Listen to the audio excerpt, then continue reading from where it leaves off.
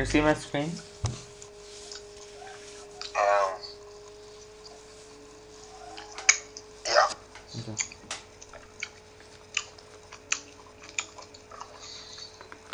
it's just yeah, I can see.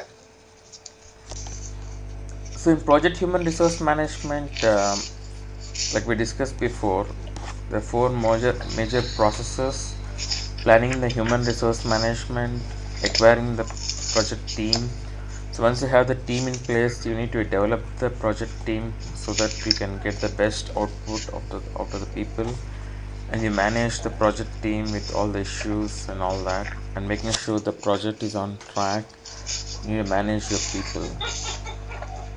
So in the human resource management, you have so you actually put some like roles and responsibilities of each person in the project team. This includes organization charts, description, and also how many people you need and what kind of people with what kind of skill set you need. And you need to put some hiring requests for the people who are not available for you. And as per your resource onboarding plan, you want to plan that. So all that will be part of the human resource management plan. Mm. So the inputs are the project management team acquire the resource requirements, then enter the environmental factors, process assets, and then in terms of techniques, you have organization theory, expert judgment, meetings, and all that. So we're going to discuss in detail about the tools and techniques in today's session. And coming to the acquire project team, like if you remember, we talked about earlier the matrix organization and all that, right? So Yeah. now if you're doing an like IT project or a warehousing project, you may need people from maybe customer service or operations team on the project, right, to make sure you're integrating with different processes and different departments. So maybe you have to negotiate with the managers, right? Maybe you want a customer service supervisor manager, maybe you want him to be like 30% on your project team, so to give inputs Yes. about the order fulfillment needs and all that. So it's kind of like a negotiation, pre-assigning some people to the team. And like an acquisition is again maybe you need to hiring people and all that. And also virtual teams, right? So now you could have teams across multiple countries or multiple locations, and so people can be based out of India or China or even Africa or wherever. I could have multiple teams all over the world, and also within United States you can have people working from the East Coast or the West Coast as well.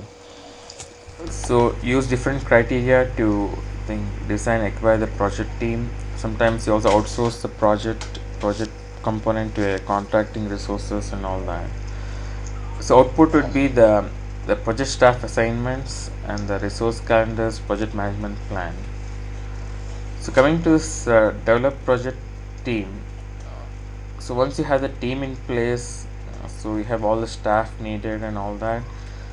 So to develop the project team, you need some interpersonal skills, and some training might be needed for the people to get started on the project, or you have to do some assessment of the team and see where you need some additional help in terms of skill upgradation and all that, and team building activities, right? So it's very important that people know each other so they can work well in a cohesive manner, and also putting some ground rules, co-location, Yes.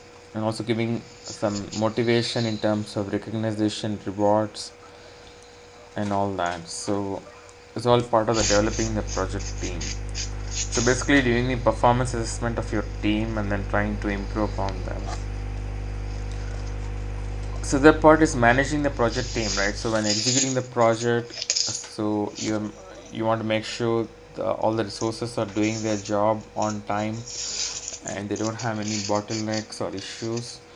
So maybe you could look at the issue log and then check like what are the issues they're facing. Do you know what is an issue log?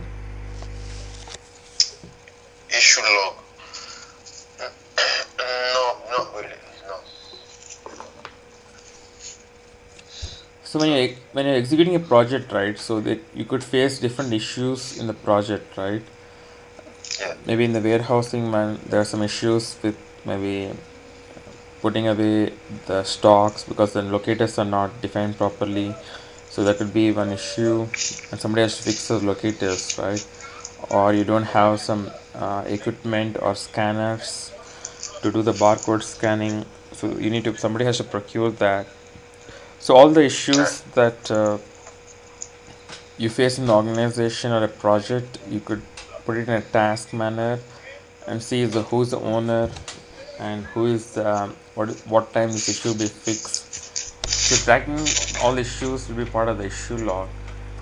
So again, there could be some people issues and all that. So you may use some conflict management techniques, interpersonal skills, and also observation, conversation. So we're going to talk more about these things in today's session uh, on conflict management. So end result would be there could be change requests, updation of the project plans, and also updating all the documentation and the environmental factors and organization process assets.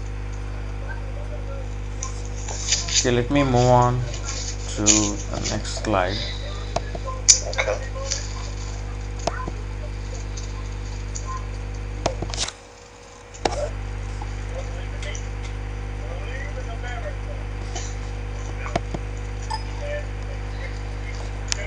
So determining the roles and responsibilities and reporting relationships and creating staffing management plan is all part of the human resource planning, right? Like you have an organization, the people and project should be clear of their role and responsibilities, and then it's Yeah. easier for them to work on it. And we individuals, groups may be part of the organization. In most projects, majority of the human resource planning is done in earliest project phases. It's all tightly linked with the communication planning and all that. So any changes in the organization and how the whole company interacts with the project organization and how you're going to realign the resources and also in a matrix or different type projectized organization. So all that will be a part of the human resource planning. Mm-hmm. So like we discussed, so we need to have a proper project roles and responsibilities and how it needs to be assigned. So what is the role of a lead, project manager? What is the responsibility of like a business analyst or a process consultant or a developer or any other staff on the project? You need to have proper staffing management plan on the project, and you also have the project organization chart and how the reporting relationships will work on the project. So this is different ways of roles and responsibility formats, and so this is so have you seen any of these formats before? Yeah. Yeah.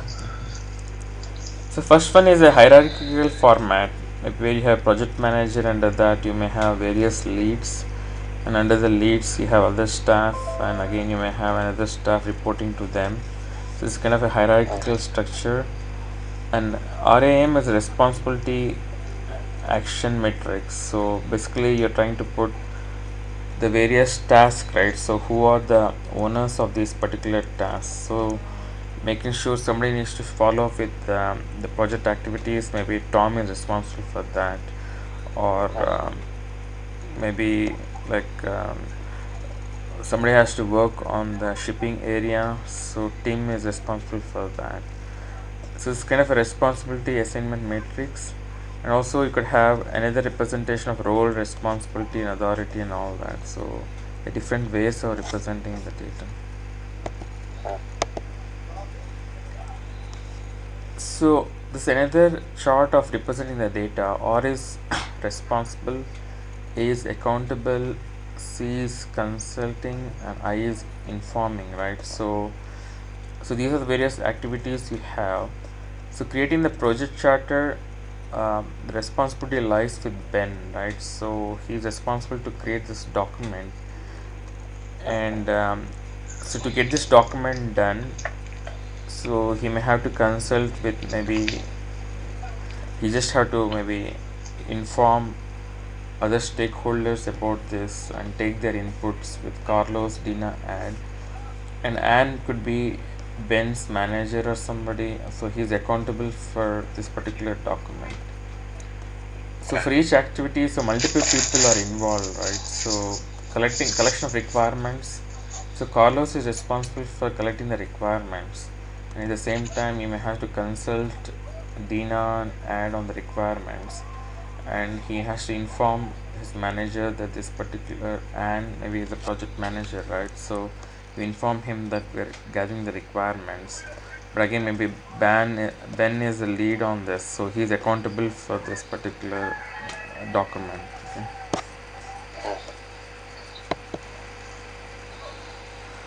See, resource histogram is a way of representing your resource number of hours a resource is putting up in each week. This is kind of a man hours. So in each week you're having so many hours put in, like 175 hours in Jan 16, 275 hours. So there could be different people working in this particular. So you'll have a representation of a ramp up, ramp down, and all that. So during April, maybe there's a period of no activity, and maybe you go live or something, and you have an operation support in May, right? So you have a stable team from May onwards. So this calculation is basically like the 40 hours. So each person has to put in like 40 hours a week, right? So when you say 175 hours, so maybe we're having divided by 40. So you need to have 4 people, and another person is working like maybe 37% of his time. So that is how we need to see number of people working on the project.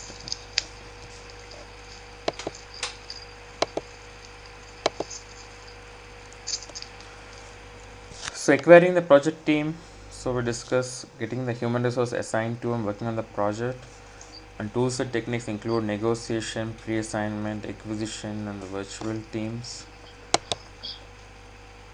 So these are the inputs, the data flow for the acquiring the project team, right? So before you acquire, you need to have the total human resource plan. So that comes from the previous process, and also you look at the previous organizational data and the process environmental factors, and based on that you do the project assignments, right? You manage the team, you develop the project team, and also you update all the other documents with your data, right? So you update the project management plan or estimate the activity resources, right? So how many people you estimated and how many people are you actually doing, your durations, developing the schedule, determine the budget, and all that.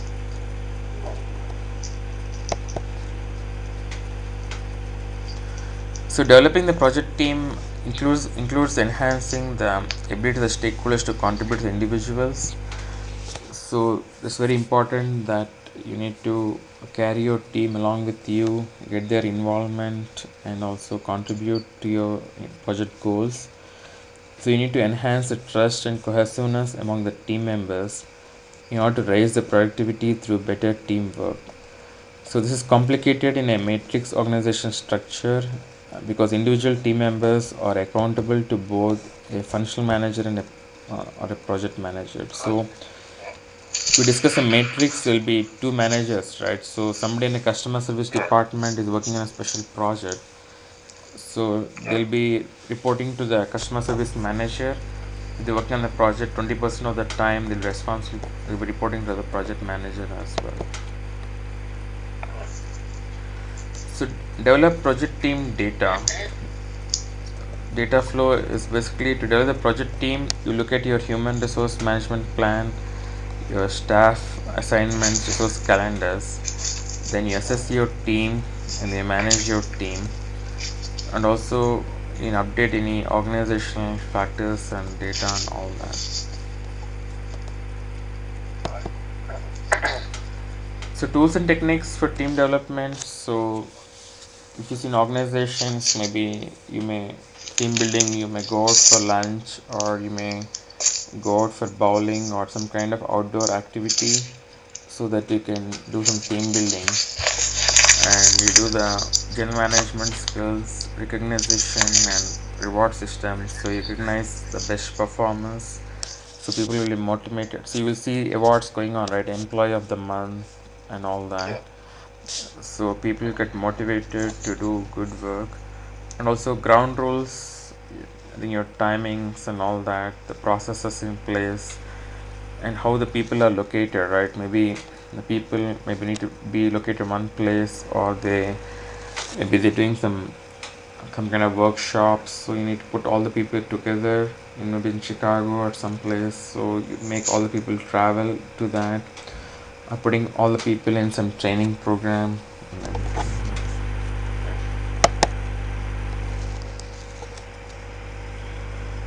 So managing the project team involves tracking the team member performance, providing the feedback, resolving issues, coordinating changes to enhance the project performance. And project management team observes the team behavior, like conflicts, issues, team member performance. So as a project manager, your responsibility would to check on the team member performance, provide feedback, resolve issues, coordinate changes to enhance the project performance.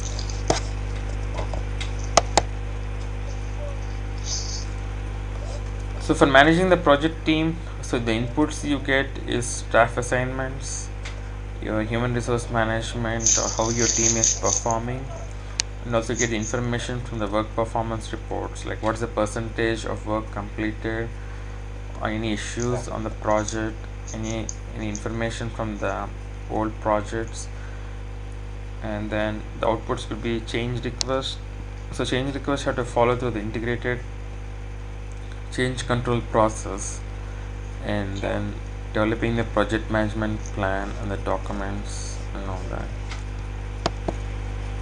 So tools and techniques to manage project team is observation and conversation. So maybe as a manager you have to observe how the team is performing, look at the body language, and maybe how people are collaborating, working on the project, having one-on-one meetings with them, then do the project perform appraisals, have conflict management, issue logs and all that.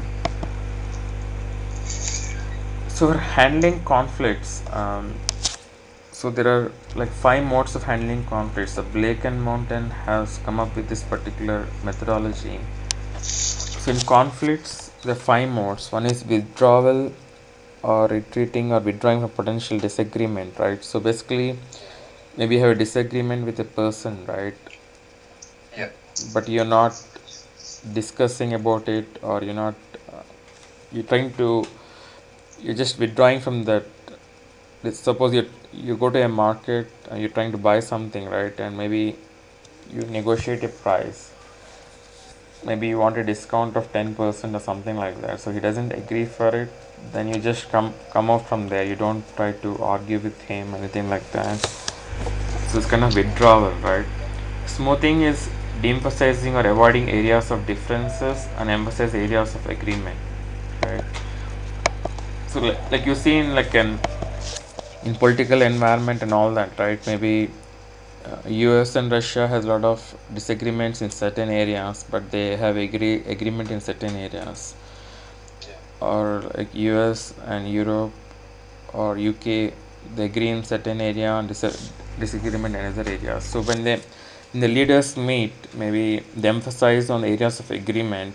Maybe they agree on the environmental needs and all that, or trade and everything, and maybe they have different opinion on terrorism or something like that, or immigration and all that. So they try to emphasize the areas of agreement and maybe avoid the areas of differences. It's kind of a smoothing kind of relationship.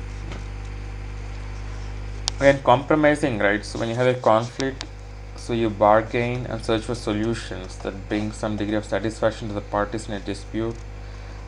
So characterized by give and take attitude. So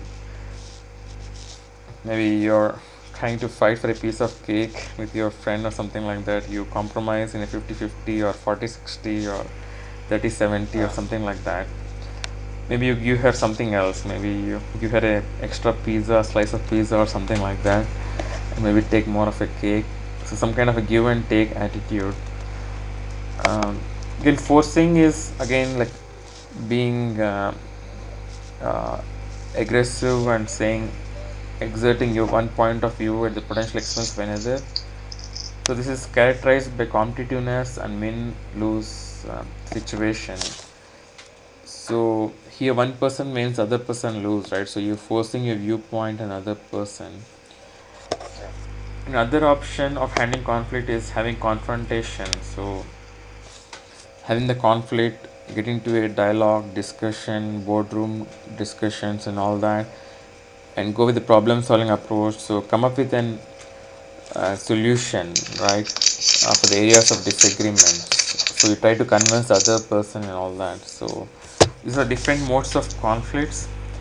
So we cannot say that this is the right way to do it, but in different situation, in different scenarios, so you may have to apply one or more of these, and maybe in certain situations, maybe smoothing is a way of to get things done, or confrontation, or sometimes compromising. So you have to deploy all these methods to get the issues resolved.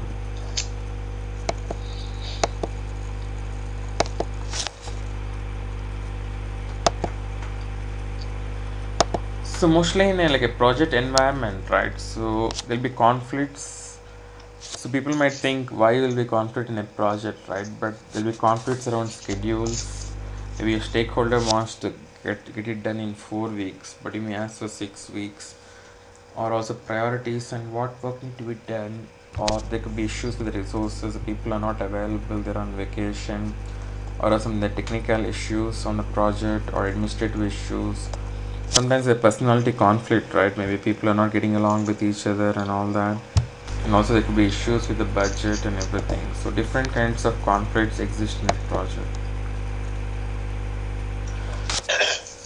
So again, to understand human resource better, and in order to able to motivate your team better, so you need to understand the Maslow's hierarchy of needs.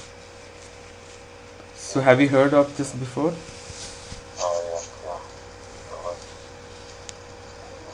Okay, okay. Yeah. So you went through this before? Yeah. Okay. So About psychological aspects and all that classes. so it's basically again goes with your pyramid structure of what people look for, right, and what are their needs.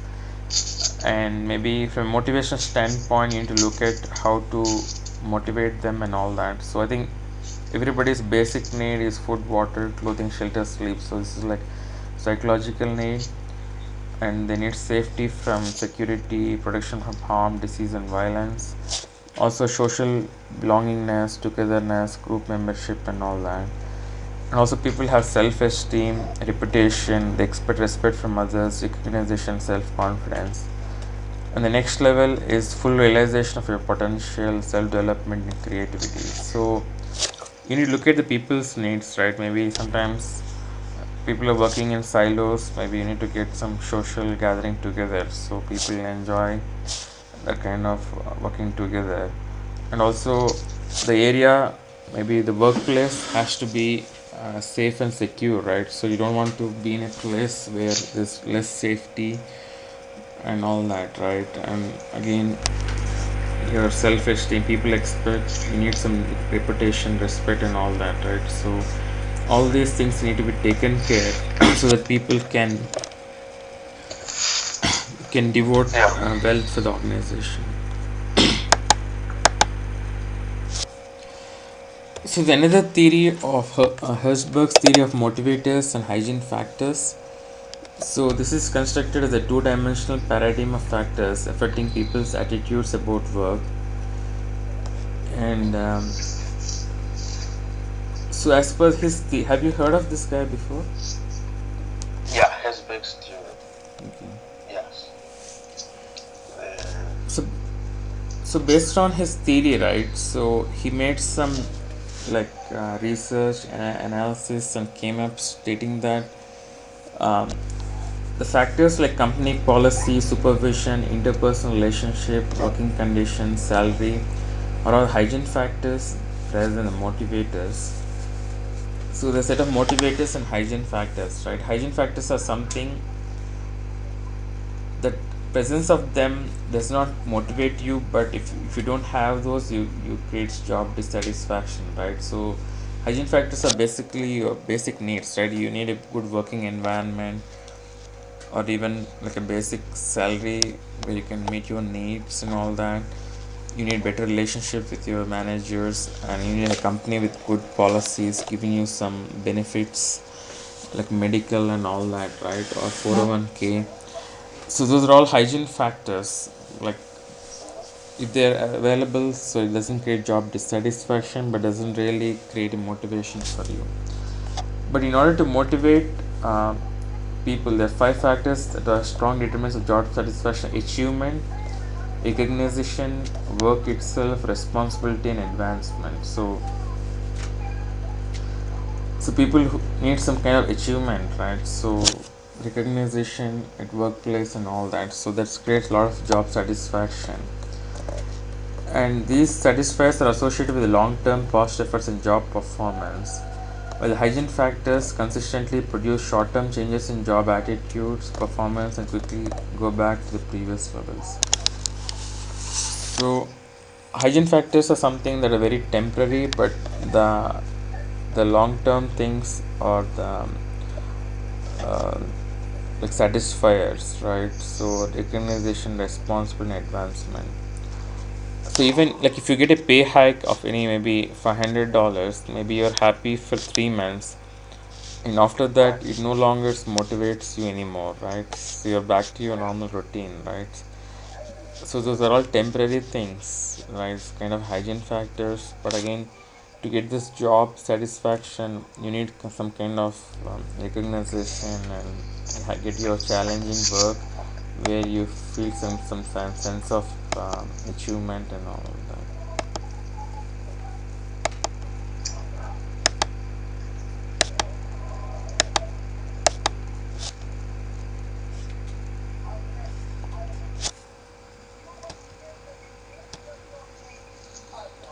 So again, management leadership styles, right? So different people have different styles of leadership. So we work with Yeah. different people, right? Every manager is different, right? So some people are very autocratic. So they make decisions themselves and they allow the subordinates to follow that, and the subordinates don't have any involvement in the decision, right? Yeah. Or laissez-faire manager does not interfere with subordinates, so he gives a free hand to all the people, and these people do whatever they want. And some people are very like democratic styles, so they get inputs from everybody and all that, and they make allow people to make decisions and go with the majority and all that. On some way, like they discuss two-way communication with manager and subordinates and try to come up with the approach and all that. So directing is managers tell people what tasks will perform, when and how, and they'll be done. And delegating, right? So to get consensus on what has been achieved and what needs to be done. Coaching is providing instruction to others. So facilitating, conducting inputs from several sources before taking decision. Participatory, supportive, task-oriented, team-based, etc. So these are all different management styles, and again, so you need a combination of all this, right? So maybe you cannot just be one of these. Sometimes you need to coach people, so you have to delegate your task, you need to direct some people. Again, you have to employ different styles, again depending upon the kind of team you have and the kind of people on your team.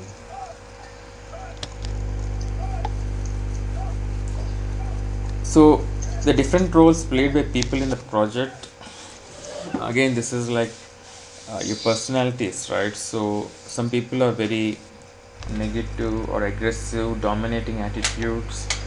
It's called devil's advocate, right? So you know what's devil's advocate? Yeah. Hmm. Yeah. Or they could be topic jumper, or they recognize seeker, withdrawer, blocker. So this some people play destructive roles in the meetings. Some people are very constructive, right? So they inform the seekers, they give information, encourage people, harmonize, consensus takers, gatekeepers, initiators. So when you're meeting, when you meet a group of people, so people are different way they perform. So the manager, you need to understand, assess these people and work with them to get your work done. So I'm going to stop here, and then we're going to discuss few questions.